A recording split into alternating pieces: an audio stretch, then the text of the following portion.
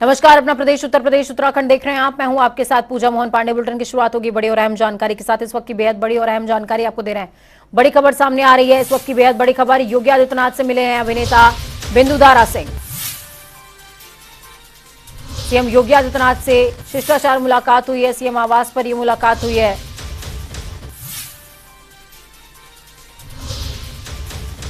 तो बिंदुदारा सिंह के साथ पुनीत इसार भी मौजूद थे। बड़ी खबर, अहम जानकारी आपको दे रहे हैं। सीएम योगी आदित्यनाथ से मुलाकात हुई है बिंदुदारा सिंह की। चलिए, हमारे साथ में बिंदुदारा सिंह जी जुड़ चुके हैं फोन लाइन पर। बिंदु सिंह जी, बहुत स्वागत है आपका जनता टीवी पर। बिंदु जी, आप मेरी आवाज सुन पा रहे हैं? हाँ हाँ पूजा जी, आ रही आवाज आपको? जी, बहुत स्वागत है जनता टीवी पर आपका। हाँ जी। बिंदु जी, पहले आपको शुभकामनाएं। उत्तर प्रदेश पे आप आज पधारे और योगी आदित्यनाथ से आपकी मुलाकात हुई। ओडीओपी का प्रोडक्ट आपके हाथ में नजर आया, वो देख करके खुशी भी हुई। लेकिन जनता टीवी ये समझना चाहेगा कि योगी आदित्यनाथ से ये शिष्टाचार भेंट क्या आगामी प्रोजेक्ट्स को लेकर के थी? नहीं नहीं, बिल्कुल नहीं जी। ये मैं आपको पुनीत इस्सर जी का फोन सौंपूंगा, वो आपको समझाएंगे रियल रीजन हमारे यहाँ आने का। एक मिनट, पुनीत जी से बात कीजिए आप। जी पुनीत जी, बहुत स्वागत है जनता टीवी पर आपका। शुभकामनाएं। हाँ जी, हाँ जी, नमस्कार। थोड़ी सी अपनी मुलाकात डिस्क्लोज कीजिए। मुलाकात हुई, क्या बात हुई?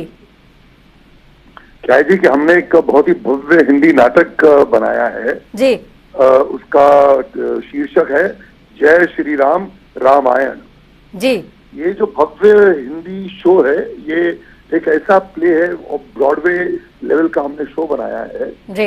और ये जो शो है, इसमें भगवान राम के दृष्टिकोण से 3 घंटे में हम पूरी जो रामायण है वो अभिव्यक्त करने वाले हैं जी। और इसका लॉन्च हम अभी शुरुआत हम कर रहे हैं मुंबई से 14-15 जनवरी को एनसीपीए में जमशेद भाभा थिएटर में उसका मंचन होने वाला है जी। तो मतलब अयोध्या की कुछ स्मृतियां वापस से जीवंत नजर आएंगी। तो रीजन तो ये क्या, ये जो पूरा जो यहाँ पे जो विजिट का जो आने का जो कारण ये था कि एक तो हम योगी जी से मिलना चाहते थे, माननीय मुख्यमंत्री जी हैं जी, ताकि उनसे एक आशीर्वाद लें। बिकॉज ये तो राम जन्मभूमि, राम लला की जगह है, उनका स्थान है। और अयोध्या तो जो है वो जगह जो है यूपी, तो यहाँ वहां से हम चाहते हैं कि हमारे उनका आशीर्वाद मिले, उनका गोहेड मिले। और अभी पूरे देश भर में हम जो जय श्री राम रामायण के इसके लगातार हम शोज करते रहेंगे। ये 3 घंटे का है और इसकी जो पूरी जो संवाद है वो पद्य शैली में मैंने लिखे हैं, इसका निर्देशन किया है, इसको प्रोड्यूस किया। तो इसके शोज के लिए हम यहाँ पे उनसे आशीर्वाद लेने आए हैं। तो उन्होंने दिया है, ने कहा कि बिल्कुल करिए। बिल्कुल, यानी कि ये समझें कि आप जो ये मंचन करने जा रहे हैं, ये मंचन कुछ अलग रंग में नजर आने वाला है, पद्यांश में, जैसा कि आप बता रहे हैं जी। हाँ हाँ हाँ, बिल्कुल, बहुत ही भव्य, very very huge scale. It is कहते हैं ना, थिएटर के उसके फील्ड में ये इज द लार्जेस्ट प्ले। इससे बड़ा एक्सपेंसिव प्ले आज तक किसी ने नहीं बनाया। पुनीत जी, एक आखिरी सवाल मेरा आपसे भी ये सवाल है, बिंदुदारा सिंह जी से भी ये सवाल है कि आप पहले भी उत्तर प्रदेश आते रहे होंगे, लेकिन इस बार उत्तर प्रदेश कितना अलग नजर आया आपको?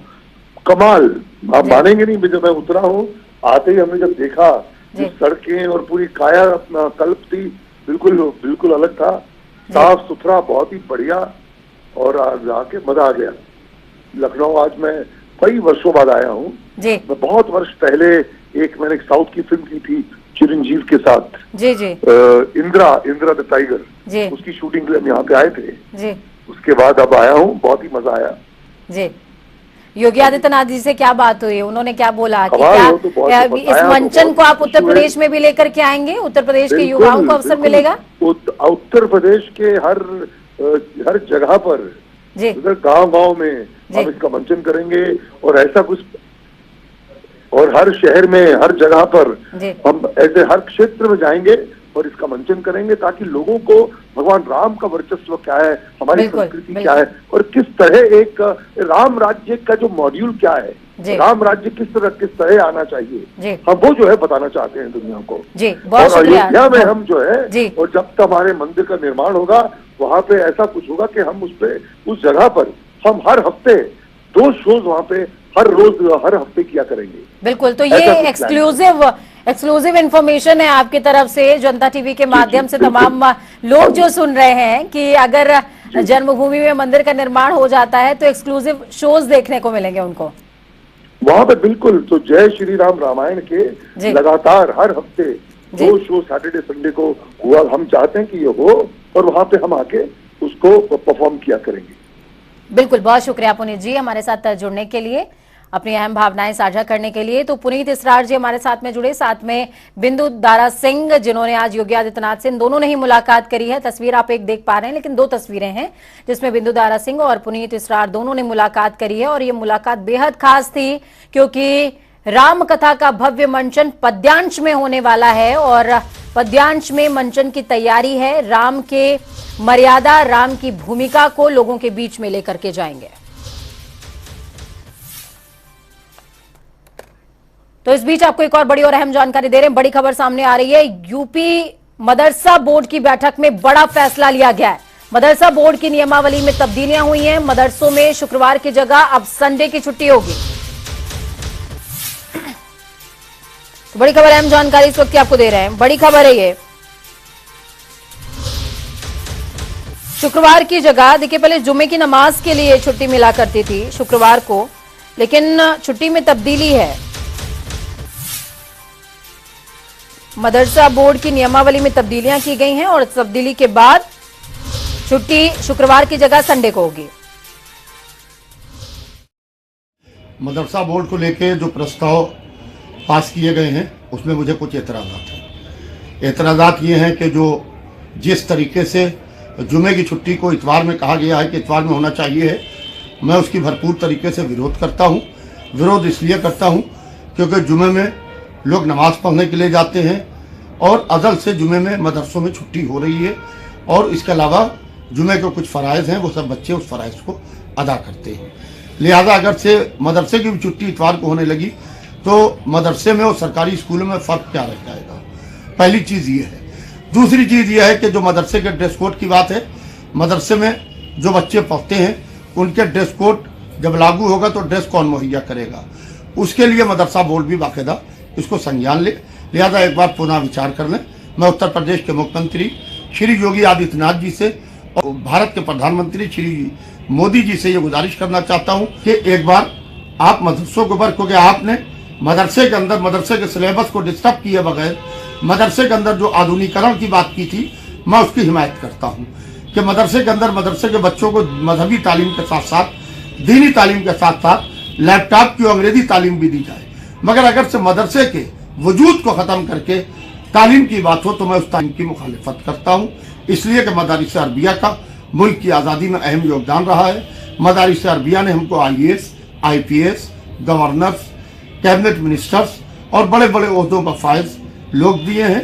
लिहाजा मदारिस अरबिया पे इस तरीके से कटाक्ष करना यह कतई बर्दाश्त नहीं है। योगी सरकार की शिक्षा नीति जो है वो तांत्रिक टेक्निक से काम कर रही है। अगर मदरसा बोर्ड में बदहाली है, शिक्षक नहीं है, किताबें नहीं है, मोजे नहीं है, बस्ते नहीं है, बिल्डिंग नहीं है, कुर्सियां नहीं है, टॉयलेट नहीं है, तो सरकार को मालूम है कि उन्हें वहां क्या करना है। अब ये तांत्रिकों के तरीके से कि फ्राइडे की जगह सैटरडे होगा तो वहां कोई कायाकल्प हो जाएगा। अगर होता है तो कर दीजिए। मिड डे मील में कोई बच्चा अगर फूड पॉइजन होगा तो वहां तांत्रिक बुलाया जाएगा। तो पूरी उत्तर प्रदेश की जो शिक्षा नीति है वो तांत्रिक टेक्निक से काम कर रही है। लेकिन मुख्यमंत्री जी, शिक्षा की जो नीति है, जो बदहाली है, वो जुम्मे से रविवार, रविवार से शनिवार करने से, ग्रह नक्षत्र से इसकी हालत नहीं बदलेगी। शिक्षक दीजिए, उनको तनख्वाहें दीजिए, बच्चों को जो जरूरी चीजें हैं, मिड डे मील है वो दीजिए, तब बच्चे आएंगे मदरसे में या स्कूलों में पढ़ने। तो चलिए, हमारे साथ में इफ्तिकार अहमद जावेद जुड़ चुके हैं, चेयरमैन हैं आप मदरसा बोर्ड के। इफ्तिकार जी, बहुत स्वागत है जनता टीवी पर आपका। इफ्तिकार जी, मेरी आवाज आप तक पहुंच पा रही है?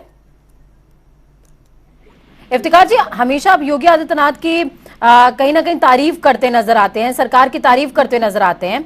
ऐसे में योगी आदित्यनाथ की तरफ से या यूं कहें कि महकमे की तरफ से ये एक फैसला आया है, मदरसा नियमावली में चेंजेस हैं और अब छुट्टी शुक्रवार की जगह रविवार को होगी, तो इसको लेकर के कितने संतुष्ट हैं आप?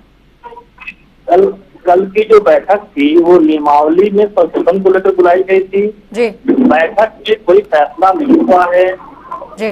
किसी किस्म का कोई फैसला नहीं हुआ है जी। हमारे यहाँ बहुत सारे लोग पूरे प्रदेश से बुलाए गए थे, मदरसों से जुड़े लोग बुलाए गए थे, बोर्ड के मेंबर भी थे और भी अधिकारीगण थे।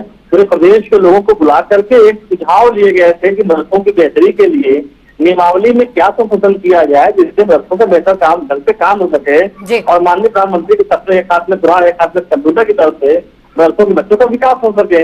ये सुझाव मिले हैं, किसी किस्म का कोई भी फैसला कल की बैठक में न होना था न तो हुआ है। तो ये नियमावली में तब्दीलियों की बात कहां से उठ रही है? कहा जा रहा है कि शुक्रवार की बजाय अब संडे को छुट्टी होगी।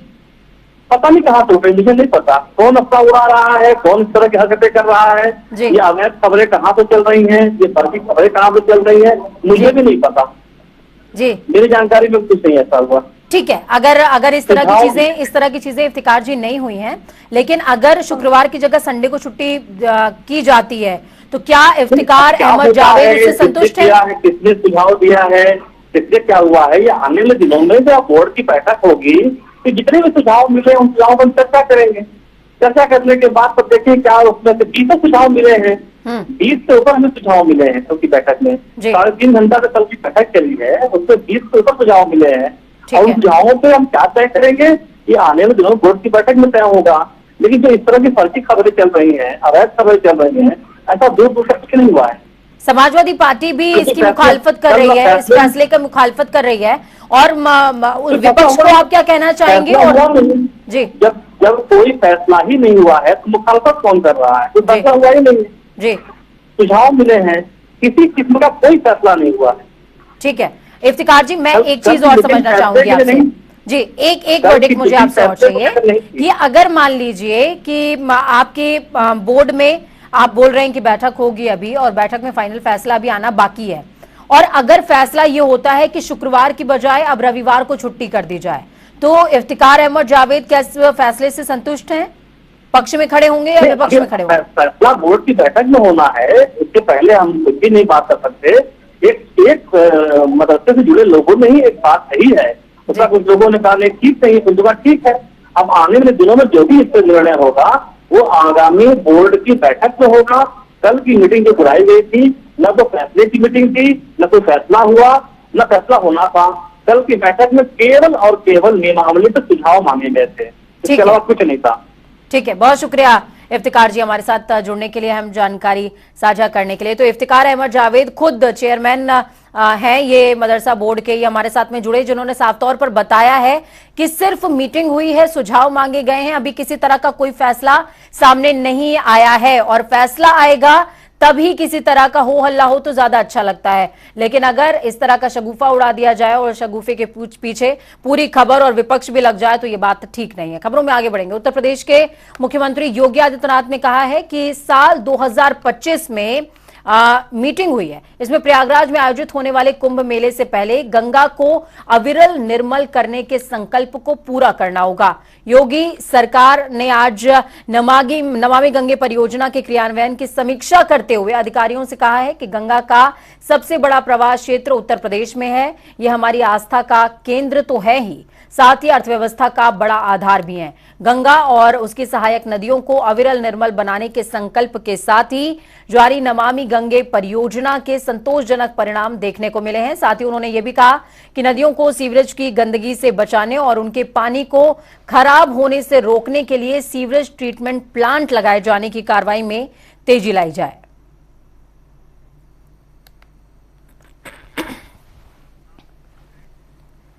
बीजेपी के बरेली से सांसद वरुण गांधी ने एक बार फिर से अधिकारियों के खिलाफ मोर्चा खोल दिया है। वरुण गांधी ने सरकार और अधिकारियों पर हमला बोलते हुए कहा कि धान खरीद केंद्रों पर बड़े पैमाने पर गड़बड़ झाला हो रहा है। वरुण गांधी ने यह भी कहा कि अधिकारियों से मिली भगत के जरिए किसानों को लूटा जा रहा है। साथ ही वरुण गांधी ने बताया है कि बहेड़ी और रीछा में धान खरीद केंद्रों पर बिचौलियों का बोलबाला है।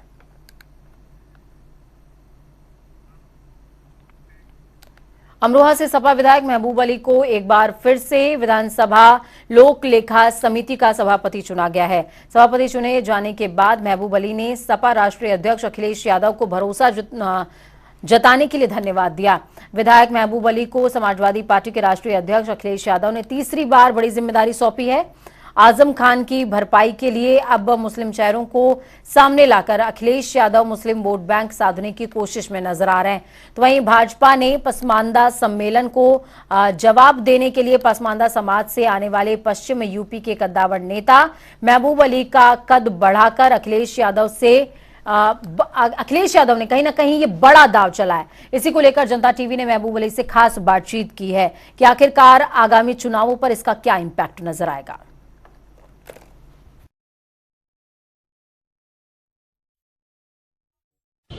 हमारे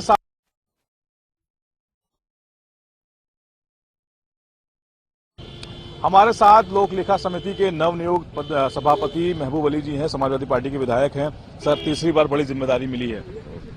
समाजवादी पार्टी का और राष्ट्रीय अध्यक्ष जी का निर्देश के उपरांत बनाना उन्हीं का काम है और उन्हीं की बदौलत में आज उन्होंने बनाया है। और मैं कहूँगा कि हमेशा कोशिश रही है हक बात कहना, और पिछले 5 साल का जो रिकॉर्ड है मैंने कोशिश की है कि ऐतिहासिक उसमें ऐसे निर्णय लें जो किसी भी कीमत पर जो राजस्व है और धांधली है उन पर रोक लगे और भ्रष्टाचार पर रोक उस पर काम करने की कोशिश की है।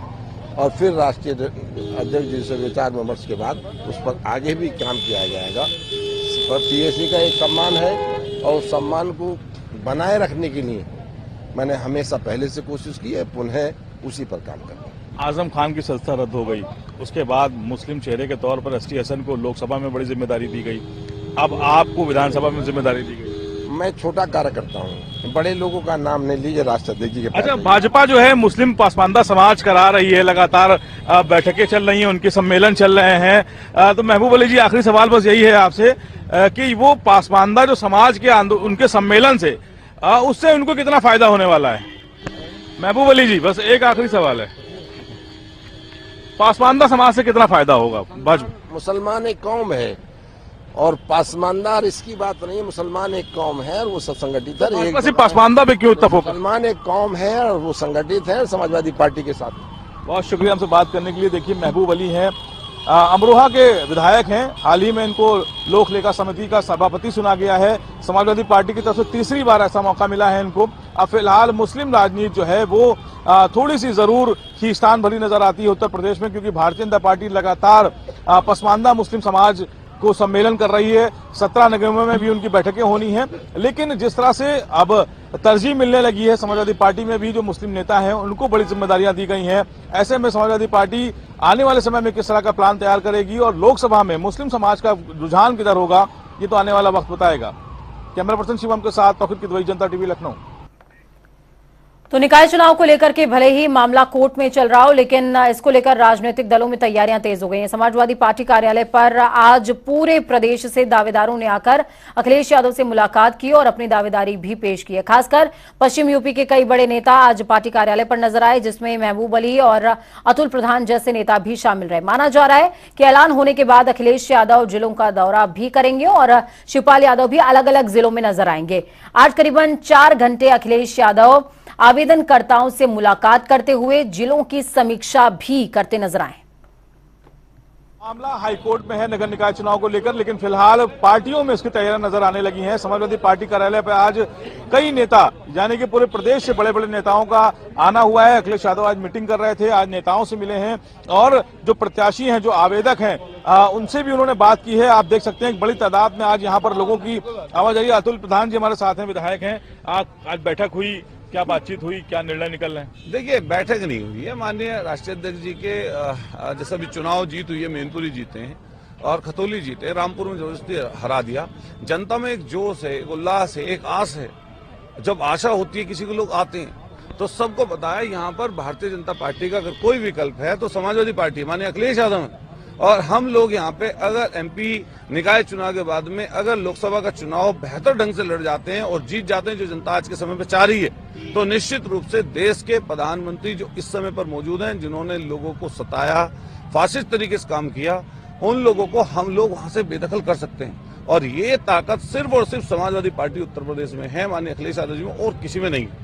आज की बैठक का क्या मायने थे? मतलब देखिए, आज जो बैठक आप कह रहे हैं, वहां बैठक नहीं हो रही, हर क्षेत्र के लोग मिलने आ रहे हैं। मान लिया विधायक लोग आ रहे हैं, मैं विधायक हूं। तो अखिलेश यादव ने कहा है कि वो जिले जिले जाएंगे, अब मिलेंगे। शिवपाल यादव भी जिले जिले जा रहे हैं, तो फिर पार्टी कार्यालय के पीछे कोई खास वजह? देखिए, आप ये समझिए कि राष्ट्रीय नेता से मिलने वाले लोग आते हैं, और जैसा जोश और खरोश है लोगों में, इसलिए लोग ज्यादा मिलने आ रहे हैं। निकाय चुनाव है, निकाय चुनाव से संबंधित लोग, चाहे वो प्रत्याशी हो, चाहे वो लड़ाने वाले लोग हों, या सही डिटेल बताने वाले, जानकारी देने वाले लोग हों, माननीय अखिलेश यादव जी राष्ट्रीय अध्यक्ष जी से मिल रहे हैं, अपनी जानकारी दे रहे हैं, साझा कर रहे हैं। और निश्चित रूप से आने वाले समय पर जहां निकाय चुनाव में बड़ी संख्या में समाजवादी पार्टी जीतने जा रही है, लोकसभा चुनाव में भी समाजवादी पार्टी उत्तर प्रदेश में बहुत बेहतर करेगी। हाईकोर्ट में पेच फंसा हुआ है। भाजपा के नेता कह रहे हैं कि समाजवादी पार्टी के जो समर्थक हैं, उन्होंने ही इस मामले को, आरक्षण नीति के मामले को फंसा रखा है। अच्छा, आप बताइए, अगर वो ये कह रहे हैं कि पेच फंसा रखा है, तो आप हमें बता दो, किसी के साथ अगर जाति हो, परेशानी, दिक्कत हो, सरकार न सुन रही है, तो आदमी कहाँ जाए?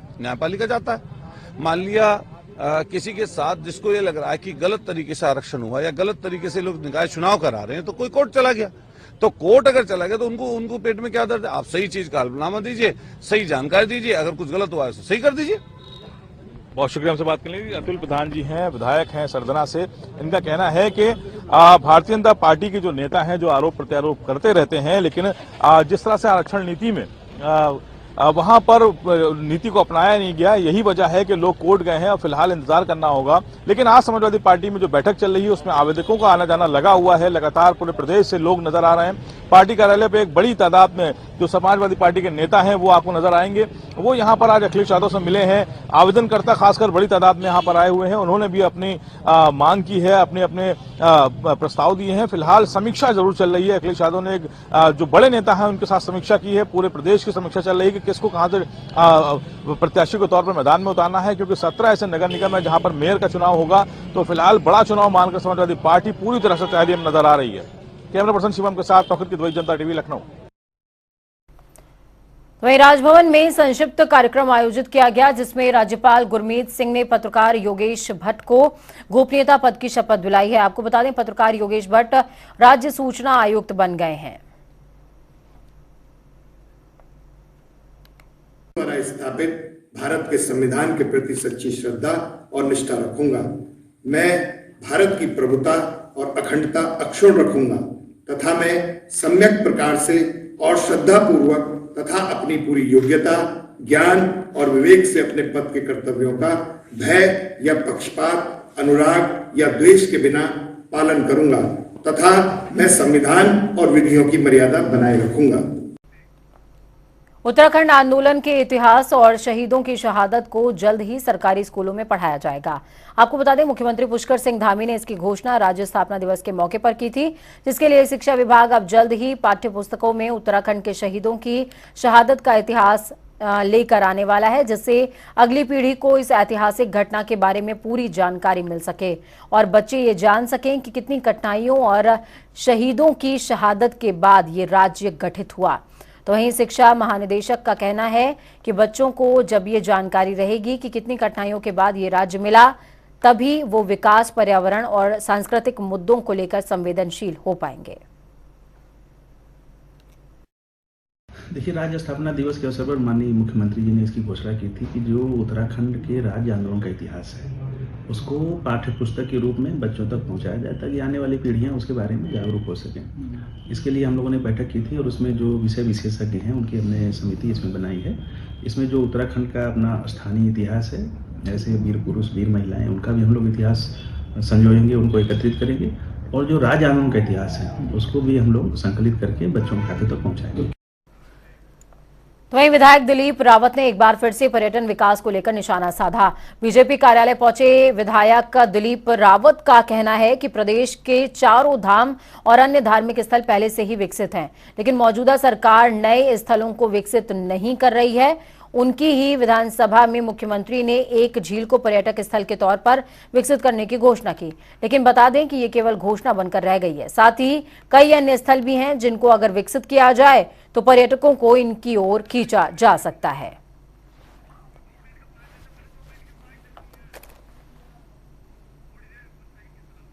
देखिए, मैं आपको बता दूं विस्तार से कि चाहे बद्रीनाथ है, केदारनाथ है, गंगोत्री है, जमुनोत्री है या कोई भी हमारा धार्मिक स्थल, ये किसी आज के तारीख में इस कार्यकाल में नहीं बनी है। यहाँ पर छोटे से ब्रेक का ब्रेक के उस पार खबरों का सफर लगातार जारी है। बने रहिए जनता टीवी के साथ, क्योंकि हमें आपकी ताकत, अपना और अपनों का बहुत ख्याल रखिए। नमस्कार।